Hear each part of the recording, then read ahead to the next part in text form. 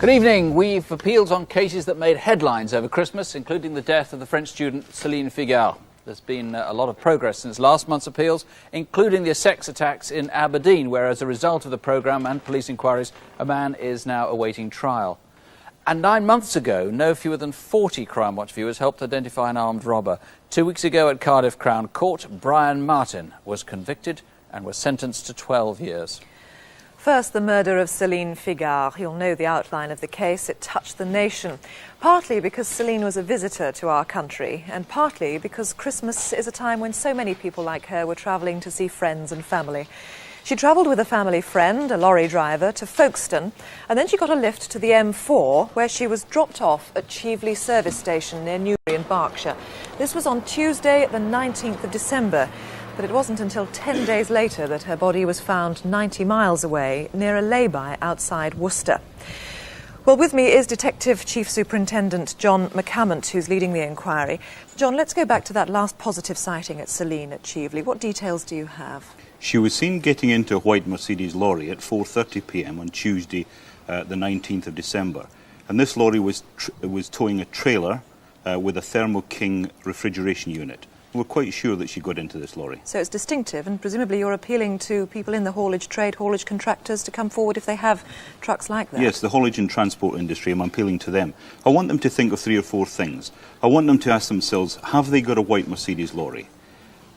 Was it pulling a refrigerated trailer that day? Was it near Cheveley service station? And finally, was the driver, did he look something like the photo fit? And the description. Well, this is the description given to you by a couple of witnesses. What did he look like? He was average build, between 30 and 40 years of age, with fair or orangey fair hair, and he may have had a beard. How much emphasis are you putting on that e-fit? I'm not getting too excited about the e-fit. It looks like many people.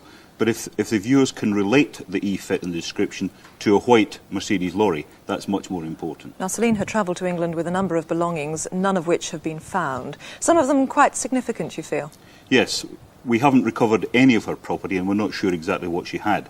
But we do know that while she was travelling through France, she was given a present of this bottle of champagne, which is quite unusual because it's not imported into this country. So anyone seeing a bottle of champagne like that, we'd be interested in speaking to them. A particular one. And also a pen, a rather distinctive gold and black screw-top fountain pen. It has the words L'Est Républicain written on it. You may have picked it up, you may have been given it as a present, who knows. It's a local newspaper in France and, as I say, quite distinctive, isn't it? That's correct, yes. And Céline was an economics student and had some books with her. Yes, she was. She had brought some homework over to study during the Christmas holidays, and she had these quite colourful French textbooks with her. She was found in a lay-by, as we said, just outside Worcester, 10 days after she was last positively sighted. Where could she have been in the meantime? When was she found there? Well, she had been there for less than 24 hours. We know that she wasn't there at 3:20 p.m. on Thursday the 28th of December, and she was found at 12:30 on Friday the 29th. So she's been somewhere else in between. What would you say to someone who may have information and may be afraid to come forward? I would say, if you know who this man is and you're reticent, just think of this, that it seems a terrible shame that a young girl can't come over from France for her Christmas holidays and go back alive. Please give us a ring if you've got some information. John McCammont, thank you very much indeed. Well, let's hope we do get a result on this case tonight. You can call us here in the studio or at the incident room, and they're on 01905 457 282. That's Worcester, 457 282. Well, now, a puzzling story. Someone who clearly has enemies, but no one can fathom why. The events took place in Cambridge back in mid-November.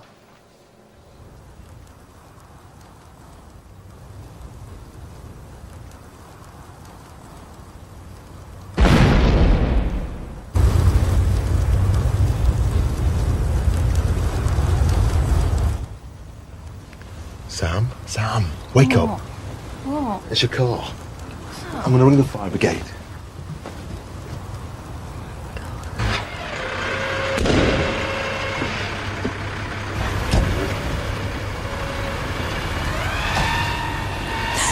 Why is this happening to us?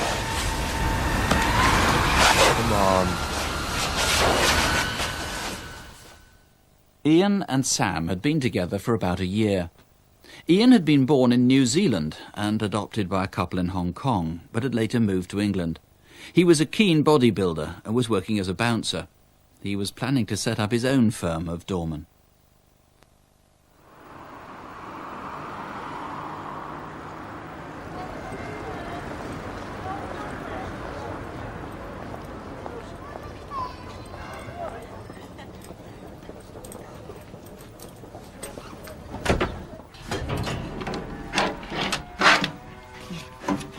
Hiya. Hi. I was in the area, so I thought I'd pop round. Oh yeah, what are you up to? You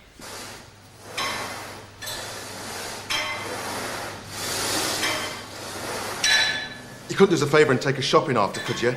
It's just we haven't got a car at the moment. Immediately afterwards. And we're finished here, yeah. I know how long your shopping takes. It won't be long.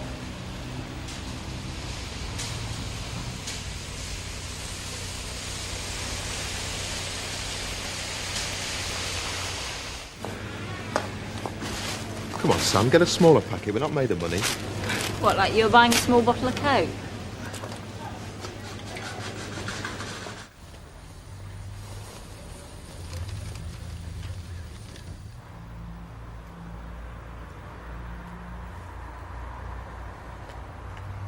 I remember seeing this man just hanging around, just waiting. He was about 21, 22 years old, and about 6 foot tall, and he wore a black puffer jacket. He also had some kind of tattoo on his neck. A few hundred yards away, in the grounds of Fulbourn Hospital, a member of staff saw something that unsettled her. I thought it was strange that these men were sitting outside in the car, as this area is normally only used by people that work in here. The car was an old-style white Ford Fiesta. There were 3 men sitting in there. They were staring at me and they made me feel very uncomfortable. The driver of the car I describe as about 22 to 27 years old. He was stocky and muscular. He had short dark brown hair and an athletic-looking face. The front seat passenger was a similar age, but had a squarer face. They were both wearing black bomber jackets.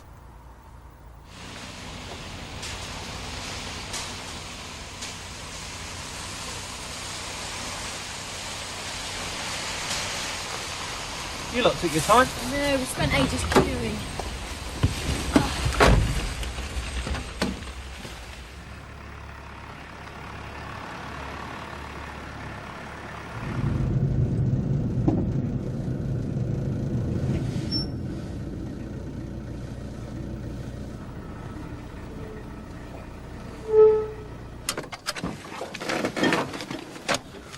I noticed this man. He appeared to be deliberately making himself obvious to us. He was slim to medium build, 25 to 30, about 5'9", and was wearing a black puffer jacket and a black baseball cap.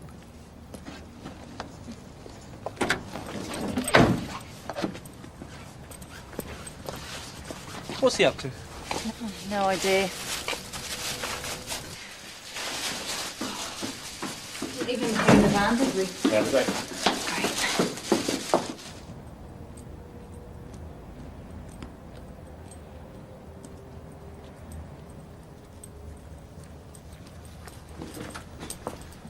What's the plan, mate? See that bloke? Yeah, why?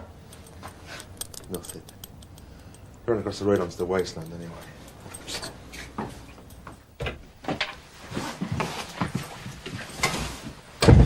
You know that guy outside? Yeah. Think he talks to your car? You all right? Yeah, fine. Look, you okay to cook tonight? Yeah. How long is it going to take? About 20 minutes. I'll try and be back. Just be careful.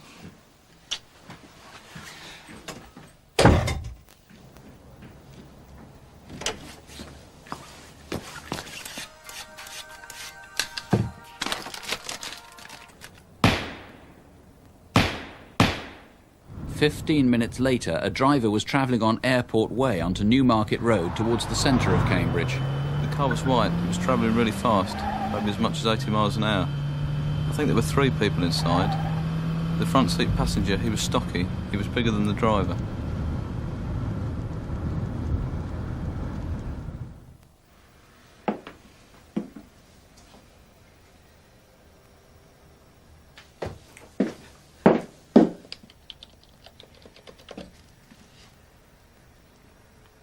Hi. No, I'm not fine. It's just that Ian went out a while ago and he hasn't come back.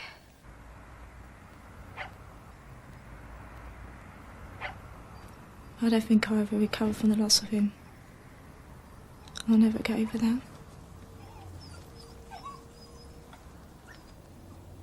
Felt that we belonged together, we felt we were destined to be together, and that's why I enjoyed being together so much, because we felt it was really right. And when you lose somebody just like that for no apparent reason, then I feel like part of me is missing. Ian had been shot in the head. Now, David Peck, why? What sort of motives are you looking into in this? We're exploring a number of possible motives, but in particular we need to be asking people to tell us any details about Ian's private life outside the life that we knew he led in the gyms, in the doors and in the clubs and the bodybuilding. Now, of course, he might have made enemies as a doorman, either because he didn't let someone into a club at some stage or because he was setting up a rival business. We know that Ian was using steroids.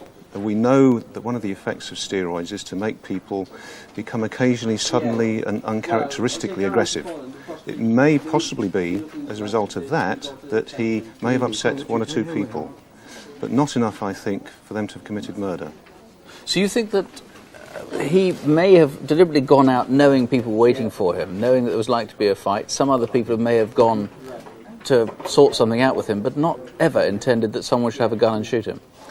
I think it's highly likely that Ian Grant knew who he was going to meet that night. I believe there were several people there. I don't know exactly how many, but a number of people there. Now, it may be that many of those people went there that night not expecting there to be a murder. Now, if those people who are there, or if people who know them, call us, will they face a murder charge if they get in contact with you, or will they not? I mean, that's going to be a critical issue for them. As I said, we don't know why people went there. It's important for us to find out. But I repeat my appeal to anyone who did go there, possibly not expecting a murder to take place. Please examine your conscience and come forward to us. OK, well, if it does help, there is a reward. Calls to this programme come in live to detectives here in the studio, or you can call the Instant Room number. That's on 01480 456 111. That's Huntingdon 456 111. Now, here's Superintendent David Hatcher. Police officers routinely have to deal with street offences, rowdiness, drunks and occasionally street robberies. But it's not often we come across the sort of mindless violence that colleagues found when they were summoned to Marylebone Mainline Station in London some 6 weeks ago. Just after 10 p.m. on Tuesday the 5th of December, two men in their mid or early 20s were hanging around the concourse. A passenger in a pale coat waiting for his train home checked the timetable and was then followed by them into the gents' toilets. Over the next 3 minutes, the passenger was so badly injured that he'll be off work for at least 6 months. Here, the assailants are running away, out of the station and off towards Lisson Grove. Please help to trace them. They must be stopped from doing this thing again. This is the first. He's medium height. He may come from Hornsey or East Ham, because that's where the victim's credit cards were used.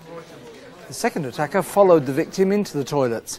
He's medium height and in his 20s. And this, of course, is the phone number. Or you can call officers on 0171 380 1400. That's 0171 380 1400. During last month's programme, no fewer than 122 viewers rang about a series of offences involving drugs and firearms. Now, as a result of that, police went to a houseboat where a man was arrested, and they found guns and ammunition. Then divers recovered a large quantity of money hidden on the hull underneath the barge. Meanwhile, detectives have had a lead on the continent about these two violent men who used guns to rob a new Bond Street jewellers in London. 80 calls have given a strong focus to this inquiry. We hope to have more news next month. You might also have more news then about these two swindlers. After some 50 calls here, police think they've identified the pair. They believe they're now in Florida. In fact, there's a lot still going on as a result of last month's programme. Aladdin's Cave traced the owners of stolen property. Two callers gave the same name for one of these two robbers who attacked a newsagent in North London. And we had 70 calls about the murder of John Eden. Now, he was the builder who disturbed an intruder at his home in Essex. As a result of viewers' help, police now know a great deal about this screwdriver that was left at the scene, and they've lots of names to work through as well. But that's nothing compared to the task facing the detectives tracing a violent gang of burglars on the England-Wales borders. Please take what you want. Please don't hurt us. Where's your bloody money? We took over 200 calls and people are still ringing in to the police. Well, they've now got 30 names to work through, and let's hope for an equally good response tonight. Here's Detective Constable Jackie Hames. Fellow officers in Yorkshire are anxious for us to find these two men. It's believed they've taken out mortgages fraudulently worth over £1 million. Terence Webster is in his 50s, tall and stocky. Anthony Stead is younger, he's 42, 5'10" and medium build. If you've seen them, please call us here in the studio or contact the fraud squad in North Yorkshire on 01904 669 760. That's York 669 760. And this is David Allen. He's wanted in connection with crimes of deception. You may have come across him if you work in the meat trade. He's tall, over 6 feet, with tattoos on both arms showing a female figure, birds and snakes. If you can help, please call Sussex Police on 01903 812 666. That's 01903 812 666. And finally, this is Paul Patrick Brennan. We know he was in Dorset last April, but where is he now? If you work in the building trade, you may have come across him. A pensioner has handed over her life savings, believing that she was reuniting a family. Paul Brennan has just returned from a 3-week holiday in Australia. Have you seen him? He's 32, 5'10" and of medium build. If you can help at all, please call the local police in Dorset on 01202 222 922. That's the code in Verwood in Dorset, 222 922. Well, nobody who watches the crime we're reconstructing next can fail to be moved by it, but maybe quite a few people in the Pontefract area of West Yorkshire could help to stop it from happening again.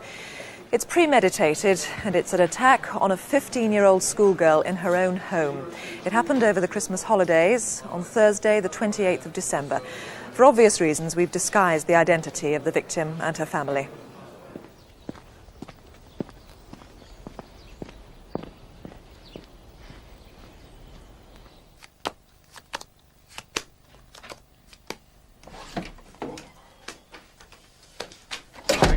Dad, Lorna's been cheating again. Hey, Lorna!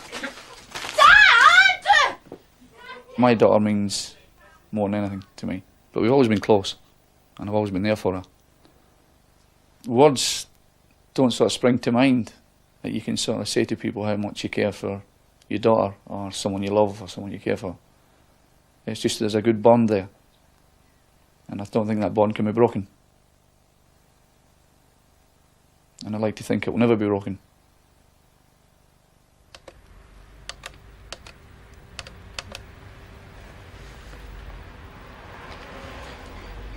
Yeah, hello. I'm phoning about the bike for sale in the paper.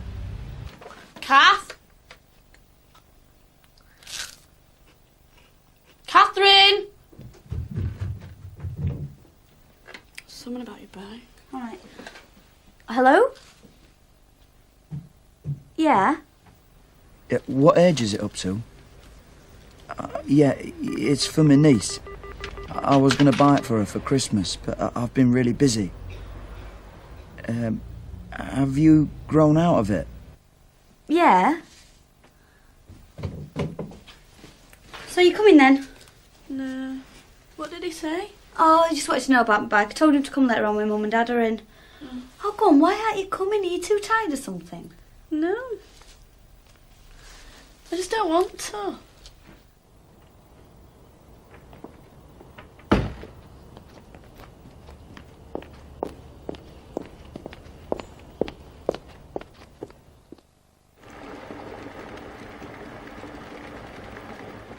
Two and a half hours later, and 100 yards down the street. I was making a cup of tea between television programmes. And I wanted to hurry up and get it done before my neighbour's programme came on.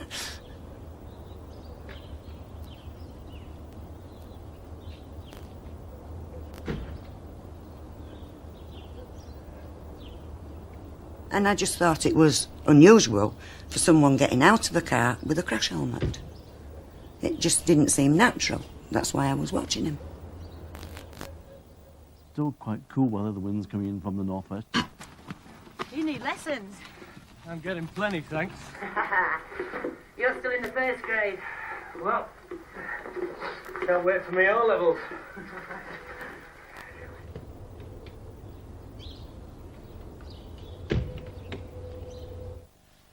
I watched him.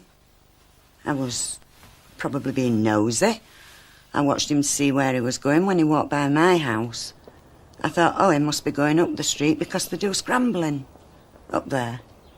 So I never thought no more about it. Look, I know what your old fella did got to you. And because of that, think...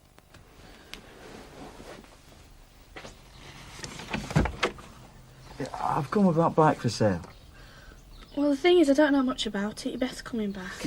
I can't come back later. I'm busy, for the rest of the week. I'll just take a quick look. Is it in shed or something? Yeah, I suppose so. I'll just go get the key if you go around the back. All right.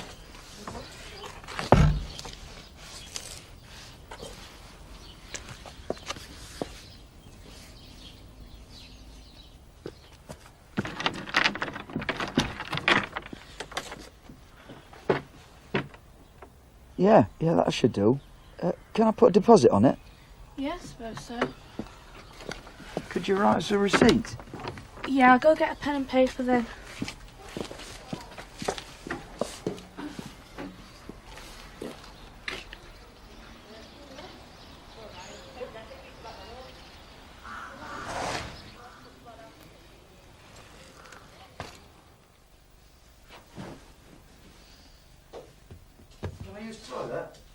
Yeah, it's just behind the back door. Don't scream. With great presence of mind, Lorna persuaded her attacker that her sister was due back any minute, though she knew it wasn't true.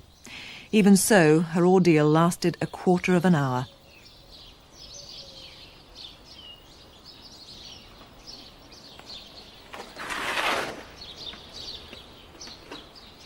And as we were skidding on ice, I fell off.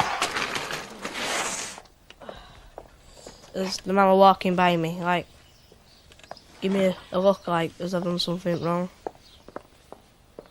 He was carrying a white helmet. It looked old, and it had some, red stickers on both sides and a cross on the back.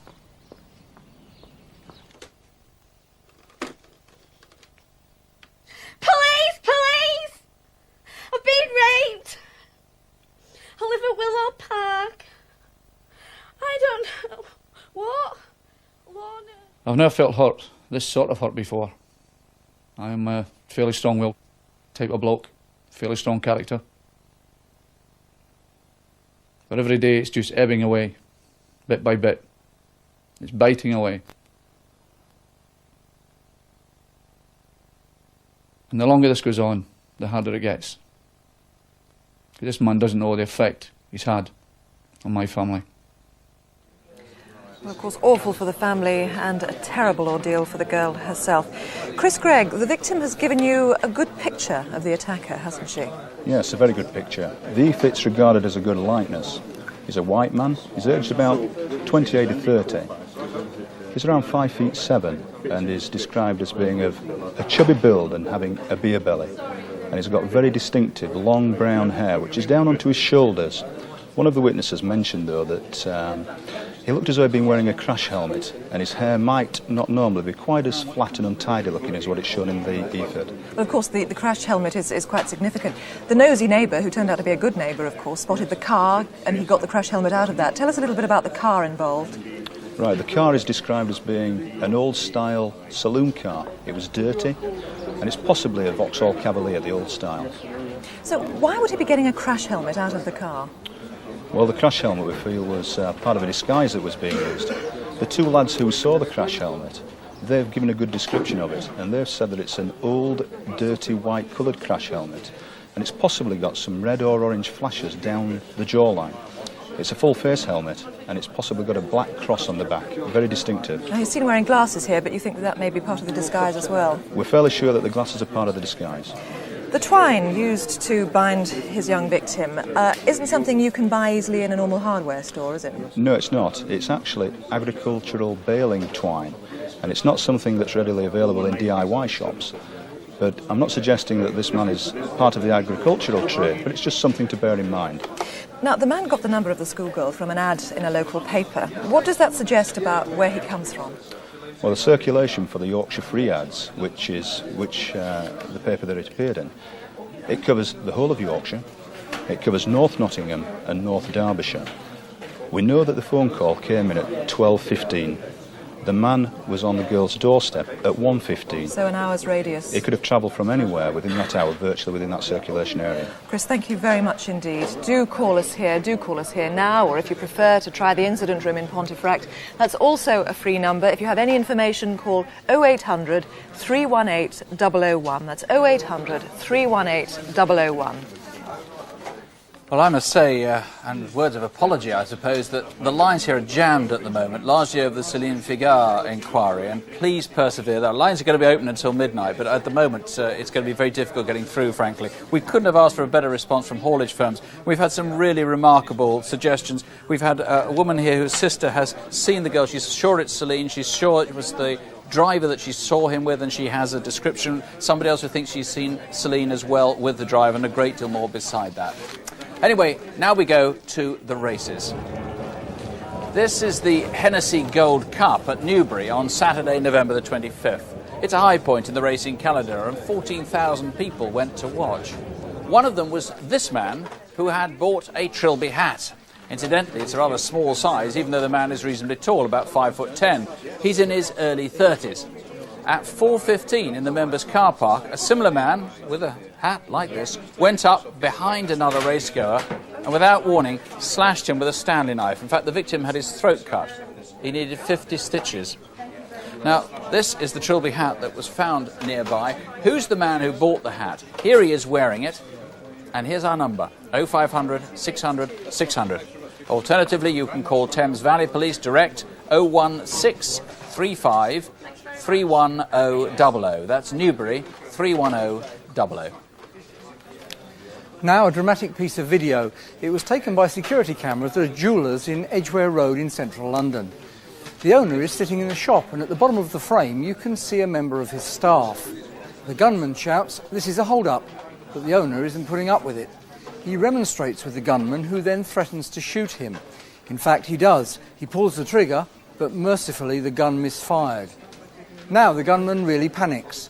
The door is locked by the security system and he's trapped. He fires at the glass, makes a hole in it, and then launches his body at the weakened pane and crashes out into the street. Who is he? He's 5'8", slim, late 20s, light-skinned, mixed race, or maybe North African, and has a London accent. This could easily have been a murder case. Please call. The number is 0181 247 7932. That's the Barnes Flying Squad on 0181 247 7932. And do please try to help find this man. He asked a schoolboy to help him to push start a car, then pulled him into bushes where he'd built some sort of hide. The boy was raped by him. The assailant is in his early 20s, 5'10", with short brown hair. He smokes, he has an Irish accent, and a scar by his left eye. We're fairly sure this man will have attacked boys in the past. If you've been a victim, we guarantee to talk to you with great discretion, but please protect other people from it happening again. Do please call us here on 0500 600 600, or you can contact the local police on 01234 271 212. That's Bedford, 271 212. Now, there's some new evidence on a case we featured a year ago. In fact, our reconstruction had one of the biggest responses Crimewatch has ever had. If you saw the film, you'll easily remember it. Two tractor drivers in Humberside watched in horror as a man ran up a country lane and killed a local woman, Mrs. Margaret Wilson. Bloody hell, he's jumped her. The attacker then drove off in a white Montego estate. Well, that reconstruction encouraged 1,400 people to call in with various ideas. One particularly brought a new lead on the murder weapon. Now, Tony Corrigan, you can give us a bit more information on that. Yes, last year's appeal brought forward a scientist who specialised in identifying surfaces and substances on them. He, in fact, spent 6 months analysing the knife and has concluded it is definitely caused through continual use in cutting potatoes, not domestically, in some trade, some food processing. So what sort of knife was it? The knife, to remind the viewers, was a Jack Adams knife, and it had a 4-inch blade, and it was extremely sharp, and our scientist says it had been used for cutting potatoes shortly before the murder. So you're looking for someone potentially working in the food processing industry who may drive a white Montego? Yes, we said last year a white Montego, similar figures, that's what the murderer used, escaped in. We also said he was fairly athletic because he was 6 foot tall, 30 years of age. In fact, when we look at his physique, he was quite athletic because he ran 300 yards to kill Mrs. Wilson and again ran the same distance back to his Montego car. Now, at the time, you said that there didn't appear to be any obvious motive. Have you uncovered anything since? We have discounted lots of motives, but we haven't established a firm motive for Margaret Wilson being killed. It might be, tragically, that she was in fact in the wrong place at the wrong time. Well, Tony, thank you very much. I hope we get a good response again this time, and hopefully one that leads to the murderer. Thank you very much indeed. If you think you can help, please call us or call the local police on 01377 241 822. That's Driffield 241 822. Next, if you can connect 4 faces with 2 cars, you could help solve an armed robbery. It happened in Essex 10 weeks ago. Grays.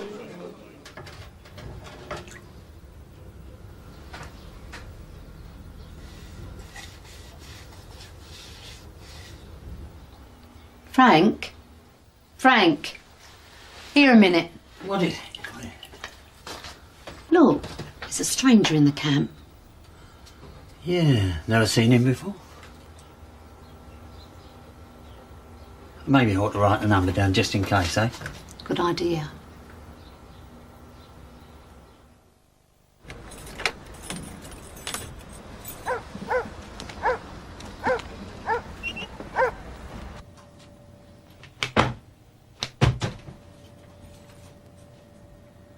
The wife and I have been managing this newsagent shop for the last 2 years.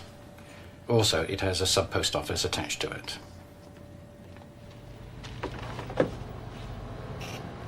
I started at 8 o'clock that day. Usually I start at 3 o'clock till 6 o'clock. But on that particular day I was doing overtime for somebody.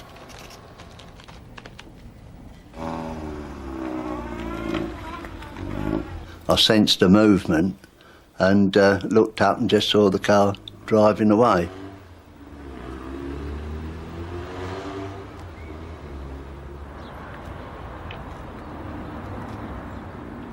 At 8:20, the white Ford was seen just around the corner in Grantham Way, still in the Stifford Plays estate. Then, in an adjoining road... I take my daughter to school every day, and we cross over the road into Crimewatch Street. As we did so that morning, there were 2 strange men coming towards me. I thought they looked a bit peculiar, because I see the same people every day, and they just stood out. The first man... He's between 41 and 45 years of age. Very dark eyes, very pale complexion, unhealthy really. The second man, he's between 31 and 36 years of age. He's got black hair, possibly permed, and a very off-tanned complexion. Paper boys turn in this morning? No, one didn't turn in. Oh, that's typical. You got to go out and do it? No, Chris is doing that. Oh, thank goodness for that. Cup of tea then? Yes, please. Right. I work with my husband as manageress. I went down to the office to see that everything was okay.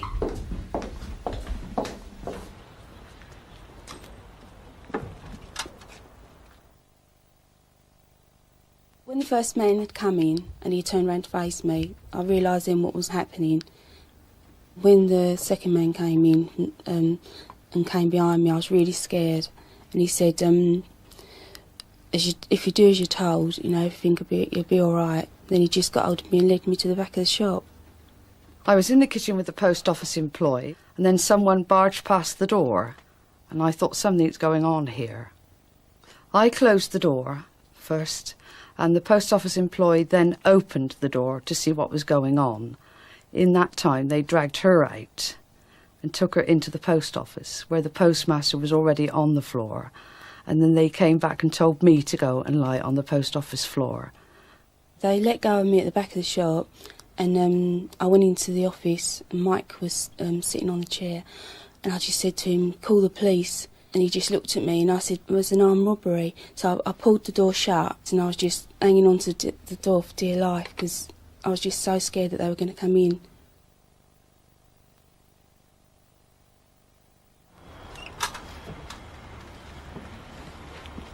The postmaster and I flew up to the top of the shop to get their car number and the colour and make of their car.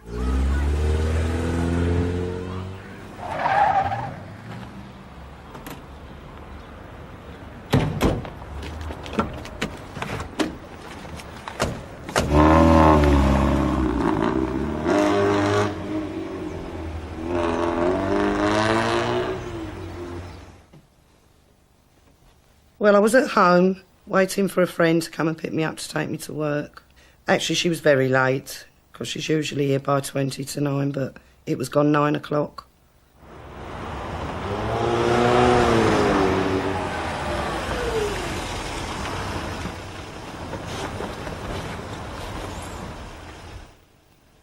The one I saw the most of was the man in the back of the car. He was in his early 40s, largely built, grey-haired, bit receding at the front.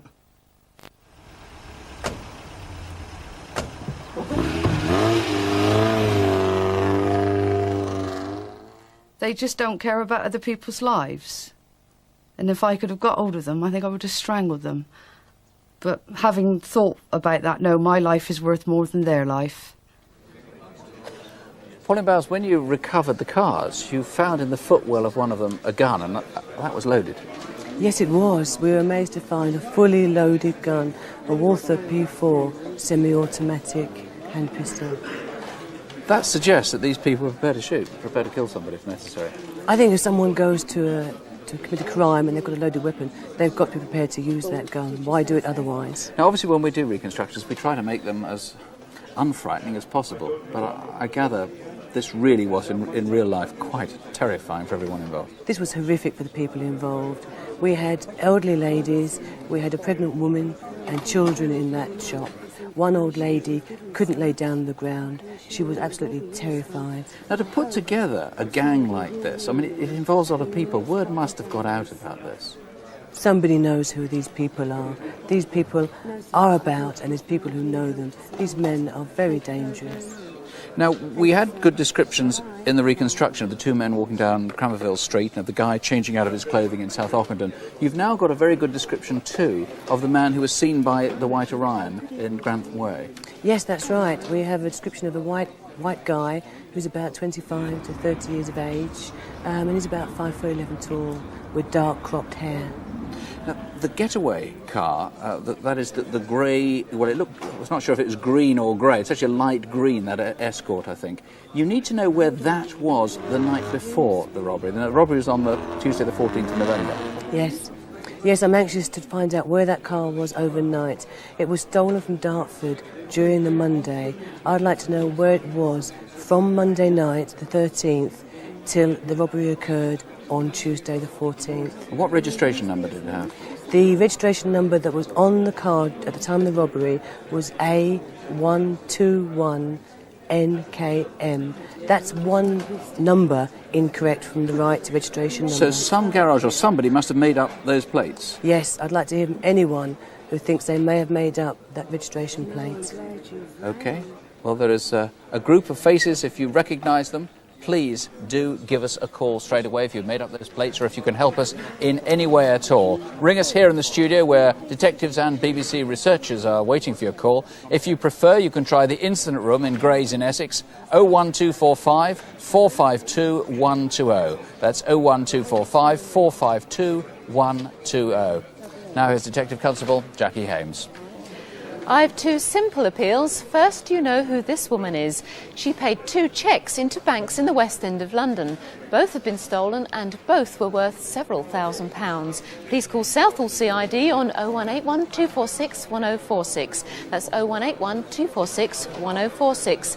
And still in London, this woman used stolen credit cards to buy travel tickets. Here she is at City Thameslink, where she bought 2 train tickets to Manchester. 30 minutes later, in the same station, she's tried again. Only this time, staff seized her card. Please call if you know her. The number to ring is 0171 380 1400. That's 0171 380 1400. Well, just briefly to clear up any confusion over the telephone number to ring with any information on the murder of Margaret Wilson, that correct number is 01377 241 882. Now, the phones have been extremely busy. On the Ian Grant murder, we've had a suggestive motive for the murder, which the police are finding very interesting indeed. 3 callers have put forward the same name for the person responsible.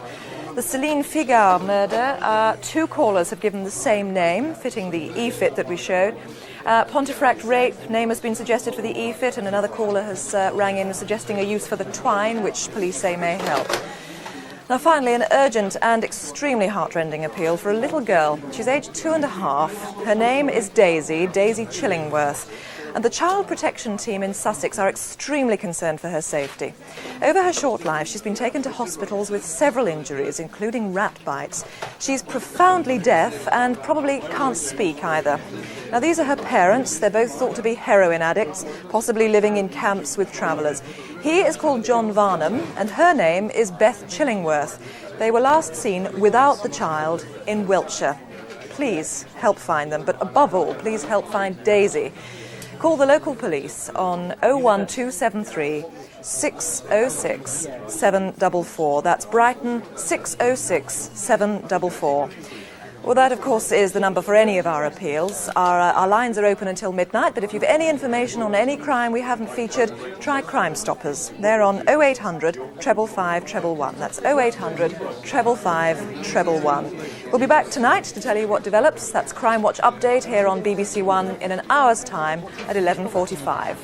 Before we go, this is the latest report from the highly authoritative British Crime Survey. It's called Anxiety About Crime, and it concludes that fear of crime relates much less to what you've read in the papers or seen on the telly than to what you actually experience around you.